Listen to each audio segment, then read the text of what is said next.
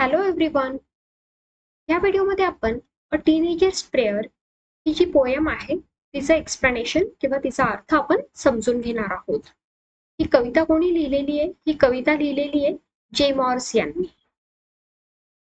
अ teenagers prayer ही एका किशोरवयीन बालकाची ही प्रार्थना आहे.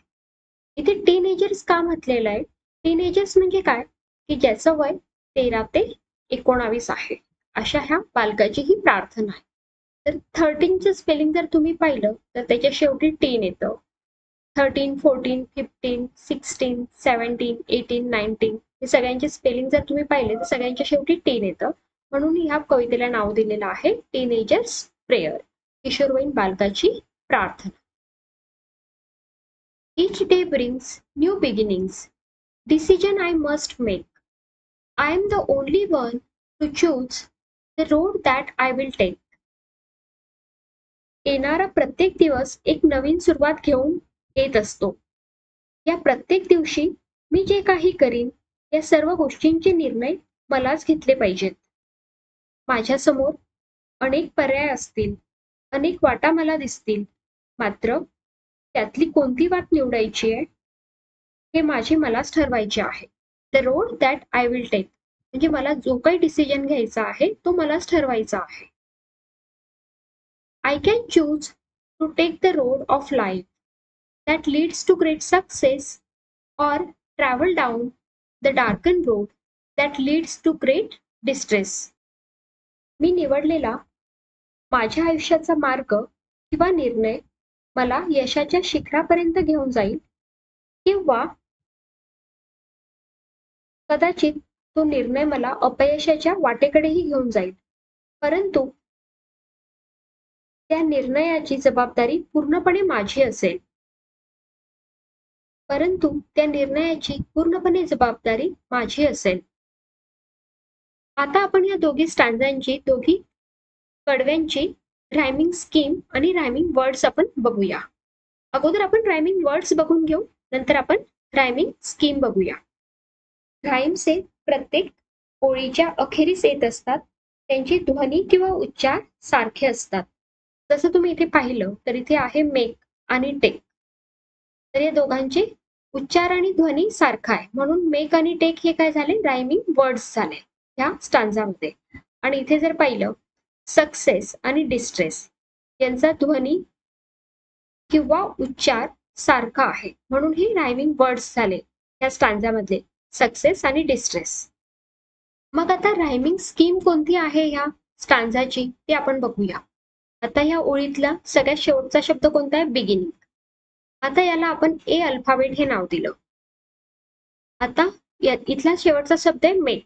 बिगिनिंग आणि मेकचा सारखा साऊंड आहे का? नाहीये, उच्चार पण सारखा नाहीये, म्हणून याला आपण बी नाव देणार. ह्या सिक्वेन्स मध्येच नावं द्यायची असतात, A B C D, A B C C अशीच. तर आता शेवट ह्या लाईनीतला शेवटचा शब्द आहे चूज. त्याचा पण उच्चार बिगिनिंग किंवा मेकशी मिळत नाहीये, म्हणून इथे आपण सी नाव दिलं. अल्फाबेटिकली एबीसी असेच नाव द्यायची असतात. आणि आता आपण हा शेवटचा शब्द बघूया ह्या लाईनीतला, टेक. आता जर आपण इथे बघितला मेक आणि टेक हे दोघांचा उच्चार किंवा ध्वनी सारखा आहे, म्हणून आपण मेकला काय नाव दिलेलं आहे? इथे राईम काय केलेलं आहे? बी, म्हणून इथे बी येणार. म्हणून या स्टँजाची राईम स्कीम काय येणार? ह्या स्टँजाची राईम स्कीम येणार A B C B. Rhyme scheme येणार ए बी सी बी. आता ह्या स्टँजाची बघूया. इथे शेवटचा शब्द आहे लाईफ. याला पण आता अल्फाबेटिकली परत ए ने सुरुवात करायची असते, याला पण ए म्हटलं. सक्सेस आणि लाईफचा सारखा ध्वनी आहे का? उच्चार आहे का? नाही, मग आपण सक्सेसला बी म्हटलं. मग रोडचा शेवटचा अक्षर आहे इथे, शब्द आहे रोड, त्याचाही सारखा उच्चार नाहीये, लाईफशी पण नाही आणि सक्सेसशी सुद्धा नाही, मग याला आपण सी म्हटलं. आता डिस्ट्रेस हा शब्द जर पाहिला तर त्याचा आणि सक्सेसचा सारखा ध्वनी येतो, म्हणून याला आपण आता बी राहीम म्हणणार. तर ह्या स्टांजाचा किंवा या कडव्याची राईम स्कीम काय आलेली आहे? A B C B. पुढचा स्टांजाचं एक्सप्लेनेशन बघूया. Please open up my eyes, dear Lord.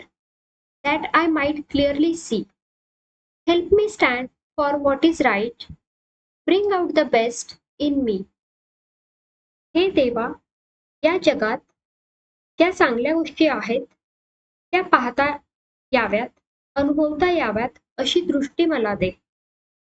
जे योग्य आहे त्यासाठी ठामपणे मला उभे राहता यावे आणि माझ्यातील सर्वोत्तम गुणांना योग्य दिशा देता यावी यासाठी मला मदत कर.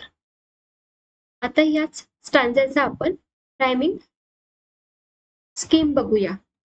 ही शेवटचा शब्द आहे लॉर्ड या लाईनीतला. ए सी आणि लॉर्डचा स्वर किंवा ध्वनी सारखा नाहीये. C B right C. आता सी आणि मी बघा दोघांचा ध्वनी किंवा उच्चार सारखा आहे म्हणून याला आपण बी म्हणणार परत. म्हणजे ही रायमिंग पेअर आहे इथे. म्हणून इथे रायमिंग स्कीम काय झाली या स्टॅन्झाची? ए बी सी बी. आता पुढचा स्टॅन्झा बघूया. Help Lord to just say no when temptation comes my way, that I might keep my body clean and fit for life each day. हे देवा, मला ठामपणे नकार देण्याची सुद्धा हिंमत दे.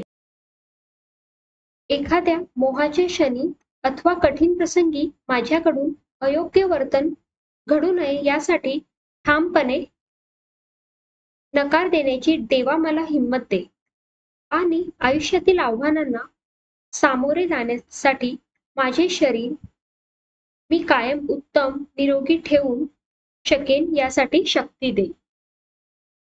आता या स्टॅन्झामध्ये रायमिंग स्कीम कोणती आहे? ते बी म्हटलं. सी. आता वे आणि डेचा प्रोनाउन्सिएशन किंवा उच्चार सारखा आहे म्हणून इथे बी. म्हणून या स्टॅन्झाची पण रायमिंग स्कीम काय आहे? A B C B. पुढचा स्टॅन्झा बघूया. When my teenage years are over, I know that I will see that life is lived its very best with you walking next to me. Kishore वयाचा हा काळ सरताना मला खात्री आहे की हे देवा तुझी साथ मला असेल, तुझा आशीर्वाद माझ्या पाठीशी असेल तर आयुष्याची वाटचाल अतिशय सुखद आणि सुकर होऊ शकते याची मला सदैव जाणीव असेल. Thank you so much.